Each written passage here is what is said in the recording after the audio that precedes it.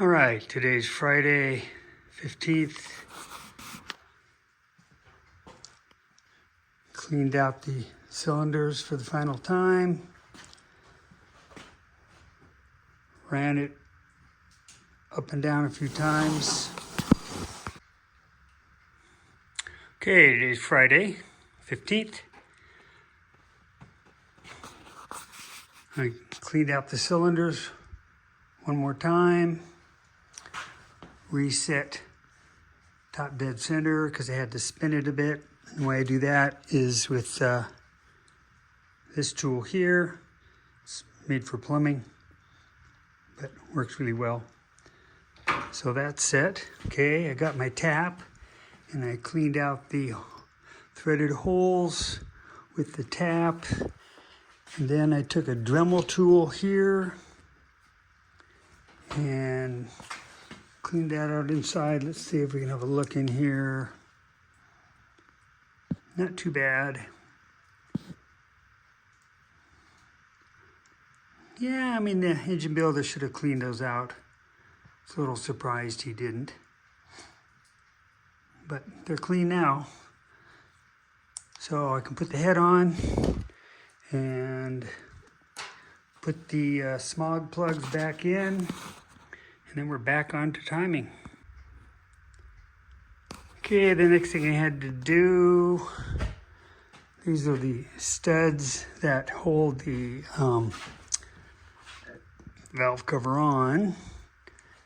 And I had asked the engine builder to re-tap that hole there because it was crooked and not going in. And I forgot to do that. So fortunately, I was able to get a tap in here and a little tiny wrench. Got that tapped out, got that in. So another task completed. So now what I want to do is get the engine off the engine stand. And what I did is I bought some new bolts. And I made some spacers, so I want to space the engine out. So I got plenty of room to get back in here to work. And I'll probably get the plate on here too while I have it off. So I made a quick bracket here on the front of the head. Made another bracket here. I had this one actually for the studs on the manifold carburetor. I've actually ordered professional ones from, Datsun. One of the guys had them made. So yeah, these would work, but I've gone this far, why not get the real thing? So that's what I'm on to.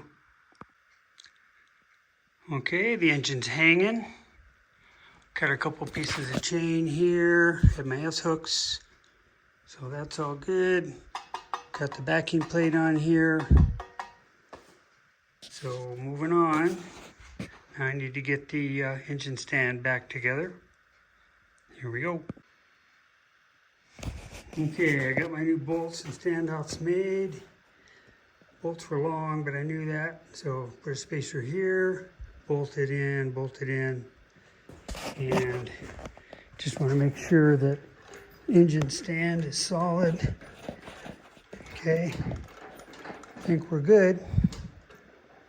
Okay, so we'll take the hoist off and move on to something else. Okay, onto the timing chains.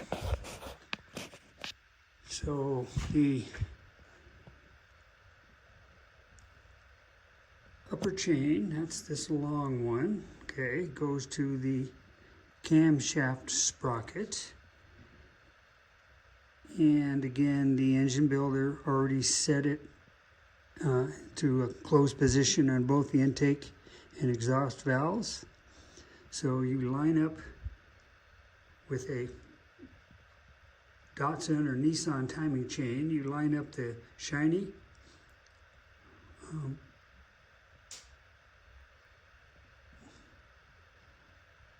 part of the chain here. What do you call that stuff? Link. Okay, sorry. Jeez. Anyway, the shiny link lines up with that little dimple on that shaft. and you come down here, and this one should go on to the rear jack shaft sprocket here, and it should be at like 5 o'clock, which it is, okay? What's odd is, looking on these instructions here, next page, there should be 38 chain links between the timing marks, shiny links. Well, I didn't count that many. 1, 2, 3, 4, between the links. 1, 2, 3, 4, 5, 6, 7, 8, 9, 10, 11, 12, 13, 14, let's say 15, 16, 17, 18, 19, 20, 21, 22, 23, 24, 25, 26, 27, 28. 28. That must be a mistake.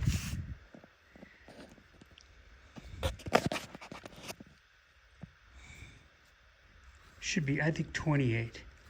Let me do some homework. Check my other books, check 311s.org, see what they say. Anyway, I think that's correct. Okay, that's in. So I'll stop there and do homework. So the next step is you take the keyways out, okay? You put the front jack shaft sprocket on. Then you put the crankshaft sprocket on. And then we're supposed to check the alignment of the faces of these gears here. Okay. When I took the engine apart, there were 3 spacers. These amount to 15 thousandths, or where is it here? 15 thousandths or 0.25 millimeters. So they would go between the sprocket and the crankshaft. So that's what I'm going to kind of look at next. Interesting. So the original, like I said, had 15 thousandths of space. If I put a straight edge on here, you notice it rocks back and forth, okay? Which tells me spacers need to go on this guy, not this one. So I guess I'm stuck because I don't know. Well, let me put them on the other one and see what happens. But I think that's a different diameter. Okay, hold on. So that's interesting. When I put those 15,000 spacers in, I get no more rocking. So there you go. Just like the original. Okay, now that that is somewhat understood, I'm getting ready to install the upper timing chain guide. And there's 2 bolts and a retention plate and this upper bolt here, and they need to get torqued to 7 foot-pounds. So I need to get set up to do that next. So the upper bolt got a lock washer and thread locker. Okay, so we don't want that coming out. That would really not be good. And then these lower 2 were also done to 7 foot-pounds. So they're in. So the next step is to bend over the tabs. I might tighten this one up a little bit here just to align up with the tab. This one's looking really good. So that's where we're at. Okay, I started with a wood chisel, which got that started. was able to get in here on that one. Now I'm going to finish up with the punch.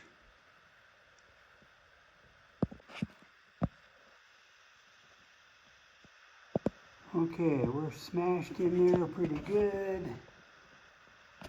Same with the upper one.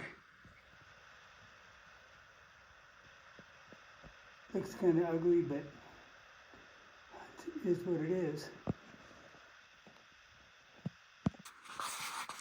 Okay, got the upper chain back in. Notice here the link is on the dimple. Okay, this is, if you ever have to replace the timing chain, you can put a tapered screw in here to lock the camshaft so you don't lose your timing. That's the only purpose of that. Some guys even cut this ear off. But it's factory, so I'm going to leave it. If we come back down here, it looks like we're 5 o'clock. Okay. But actually we're off, aren't we? So I need to move that a link. Okay, let's do that. Okay, just to verify, we're back in at the top. If we come down, we're back to 5 o'clock with that link. So we're good here. All right.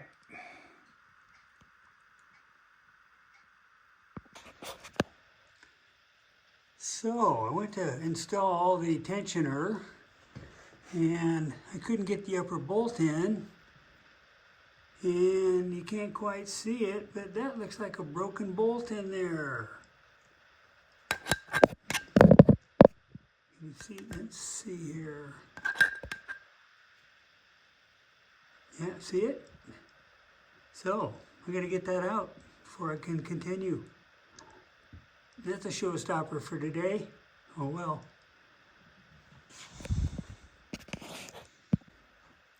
All right, success. Drilled it out with a 1/8 inch carbide, then a number 10 drill, tapped it, blew out the chunks inside there. So should be able to get the tensioner on now. I'll double check the bolt first, but hopefully we don't need a helicoil. Yeah, well, that is a showstopper. I'm gonna need an M6 helicoil. So I'll get that ordered on Amazon and wait another week. Darn. The other issue that just happened is just went to blow air and compressor turned on, funny noises, and started smoking the belt. So what the heck? I'm gonna have to look at that tomorrow. Maybe the motor was too tight, came loose, pulley, something. But ended up not being a good day. Oh well.